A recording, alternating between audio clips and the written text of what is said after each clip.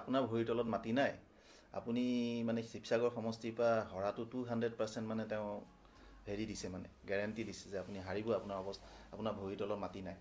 আৰু আপুনি নিজৰ কথা চিন্তা কৰক, তেওঁৰ কথা চিন্তা কৰিব নালাগে। অ'কে, মানে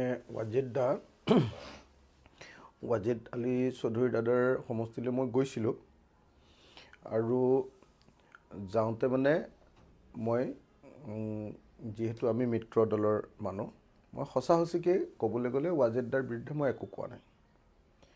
কিন্তু ৰাইজে এটা থিয়ৰী আছিলে যে ৱাজিদদা 25 বছৰ নে 20 বছৰ তাত MLA হ'ল, কিন্তু ৰাস্তাটো নাই। আৰু সঁচাকৈ মই যেতিয়া যিটো ৰাস্তাত গৈছিলোঁ, মানে আমিতো নিজৰ আমাৰ গাড়ী নোযোৱা হৈ গ'ল, গুৱাহাটীৰ পৰা যোৱা গাড়ীকেইখন নোযোৱা হৈ গ'ল। তাত লোকেল গাড়ী দুখন আমাক দিলে আৰু সেই লোকেল গাড়ীত আমি গ'লোঁ, তাৰ স্থানীয় গাড়ীত গ'লোঁ। যাওঁতে যিটো পৰিৱেশ, ৰাস্তাত নায়েই তাত। ক'ৰবাত পথাৰৰ মাজেদি গৈছোঁ, ক'ৰবাত বালিৰ মাজেদি গৈছোঁ, ক'ৰবাত নদীৰ এৰাসুতিৰ মাজেদি গৈছোঁ। তো মই কেৱল ডেভেলপমেণ্টৰ কথাহে কৈছিলোঁ। মই কৈছিলোঁ যে 25 বছৰ MLA হৈ থাকি যদি মোৰ সমষ্টিত মই এনেকৈ কাম কৰিব নোৱাৰোঁ, তেতিয়াহ'লে মই পদত্যাগ কৰিম, মই আৰু ইলেকশ্যন নেখেলোঁ, মই এনেকৈ বুলিয়ে কৈছিলোঁ। তাৰ বাহিৰে ৱাজিদদাৰ প্ৰতি মোৰ পূৰ্ণ মানে সমৰ্থন আছে। ৱাজিদদা সংখ্যালঘু সম্প্ৰদায়ৰ এজন অত্যন্ত ডাঙৰ নেতা। কিন্তু আমি এটা কথা মানিব লাগিব যে আমি সংখ্যালঘু সম্প্ৰদায়ক নিৰাপত্তা দিয়াৰ লগে লগে সেই অঞ্চলৰ ডেভেলপমেণ্টৰ প্ৰতিও আমাৰ দায়বদ্ধতা থাকে। কিন্তু যদি আমি 25 বছৰ শাসন কৰি 25 বছৰ ক্ষমতাত থাকি অঞ্চলটোলৈ যদি মিনিমাম কামকেইটা কৰি নিদিওঁ, ৰাস্তাকেইটা বনোৱা, নদী ভাঙা, গৰাখহনীয়া অঞ্চলটোৰ সুব্যৱস্থা কৰি নিদিওঁ, তেতিয়াহ'লে মানে মানুহে সেইটোক লৈ ভাল নাপায়, এণ্টি ইনকামবেঞ্চি থাকে। মই তাৰ বাহিৰে একদম সঁচা কথা কৈছোঁ, ৱাজিদদাৰ বিৰুদ্ধে মই এটাও শব্দ কোৱা নাই। পাব্লিকে তলৰ পৰা চিঞৰিছে, মই কৈছোঁ ঠিক আছে, ৱাজিদদাৰ প্ৰতি মোৰ সমৰ্থন আছে। আৰু যদি আমাৰ ৱাজিদদা যদি তাৰ আমাৰ মিত্ৰজোঁটৰ তেখেত প্ৰাৰ্থী হয়, আমাৰ বিৰোধী ঐক্য মঞ্চৰ যদি প্ৰাৰ্থী হয়, মই তেখেতৰ সেই কেম্পেইন কৰিব যাম। গতিকে এতিয়া বেছিকৈ মোৰ বিৰুদ্ধে গাই থাকিলে পিছত মই নাযামহে, তেতিয়া তেখেতৰহে লোকচান হ'ব। তেওঁতো কৈছে যে অখিল গগৈ মিত্ৰতা কৰিব নাই, এইবিলাক কথা কৈ ফুৰিছে, আমাৰ বিশ্বাসেই নহয় তেওঁ যে মিত্ৰতা কৰিব। নাই, মিত্ৰতাটো হ'বই এইকেইদিনত। তেওঁ সন্দেহ প্ৰকাশ কৰিছে আপুনি মানে যিবিলাক কৈ নহয়, আছে। তেখেতে গম নাপায় চাগে, আমাৰ লগত সঘন যোগাযোগ চলি আছে। মিত্ৰতা হ'বই, এইকেইদিনতে আলোচনা হ'ব মই জনামতে। আৰু বোধহয় মই যিমান দূৰ জানো 31 জানুৱাৰীৰ আগত আমাৰ মিত্ৰতা ফাইনেল হৈ যাব। আৰু আমি ৰাইজৰ দলেও বিচাৰি আছোঁ যে সোনকালে মিত্ৰতাটো হৈ যাওক।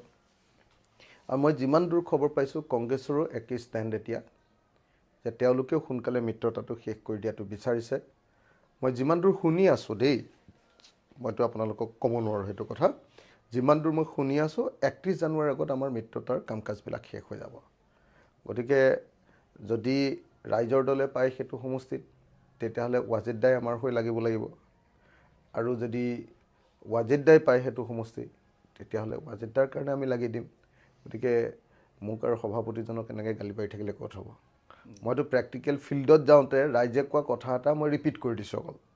কিন্তু তেওঁ কৈছে যে সংখ্যালঘু য'ত চিটিং MLA আছে তাত সোমাই পেলাই আপুনি চিটিং MLA মানে মোক কৈ থাকে। মই আপোনাক এটা কথা কওঁ যে বেচিকেলি আমি সোমাইছোঁ AIDFৰ সমষ্টিবিলাকত।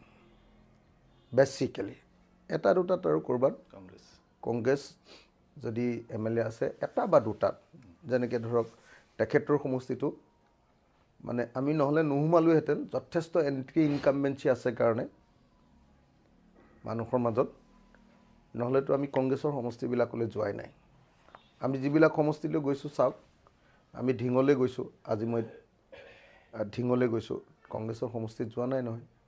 মই দলগাঁও গৈছোঁ, কংগ্ৰেছৰ সমষ্টিত যোৱা নাই নহয়। আপোনালোকে যদি চায় এটা এটাকৈ, মই কালি আহিছোঁ হেৰিয়াৰ পৰা, কি কয় এইটো আপোনাৰ বিলাচীপাৰাৰ পৰা। বিলাচীপাৰাতো কংগ্ৰেছ নাই, AIDF আছে, আপোনালোকে নিশ্চয় জানে। মই যিকেইটা সমষ্টিলৈ গৈছোঁ সেই সমষ্টিকেইটা মানে AIDFৰ সমষ্টি। আৰু এটা মাত্ৰ সমষ্টি পৰি গৈছে, কি কয় আপোনাৰ এইটো আমাৰ ৱাজিদদাৰ সমষ্টিটোৰ নাম কি আছিলে, আমাৰ বীৰসিং জৰুৱা। এটা মাত্ৰ সমষ্টি পৰিছে, আৰু সেই সমষ্টিটোত গৈছোঁ এটা কাৰণতে যে তাত সাংঘাতিক ধৰণে এণ্টি ইনকামবেঞ্চি এটা গঢ়ি উঠিছে। যদি আমি নাযাওঁ তেতিয়াহ'লে তাত AIDF সোমাই দিব, যিহেতু এণ্টি ইনকামবেঞ্চি আছে, দীৰ্ঘদিন ধৰি যিহেতু হেৰি আছে। সেইকাৰণে মই ভাবোঁ যে কথাবিলাক প্ৰেক্টিকেল হ'ব লাগে। আমি কংগ্ৰেছৰ বিৰুদ্ধে এটাও বাক্য কোৱা নাই। ক'ৰবাত কোনোবাই মানে স্থানীয়ভাৱে স্থানীয় দুটা এটা সমস্যাৰ ক্ষেত্ৰত, যেনেকৈ ধৰক এইটোৱেই বীৰসিং জৰুৱাত স্থানীয় ৰাস্তাটোৰ বিষয়ে কৈছোঁ, তাৰ বাহিৰে কংগ্ৰেছৰ বিৰুদ্ধেতো এটাও কোৱা নাই। আমি একেলগতে এইবাৰ হিমন্ত বিশ্ব শৰ্মা আৰু আপোনাৰ বদৰুদ্দিন আজমলক একেলগতে এফালে কংগ্ৰেছ এফালে ৰাইজৰ দলে ধৰি দলিয়াই দিম বুলিহে কৈ আছোঁ ব্ৰহ্মপুত্ৰ।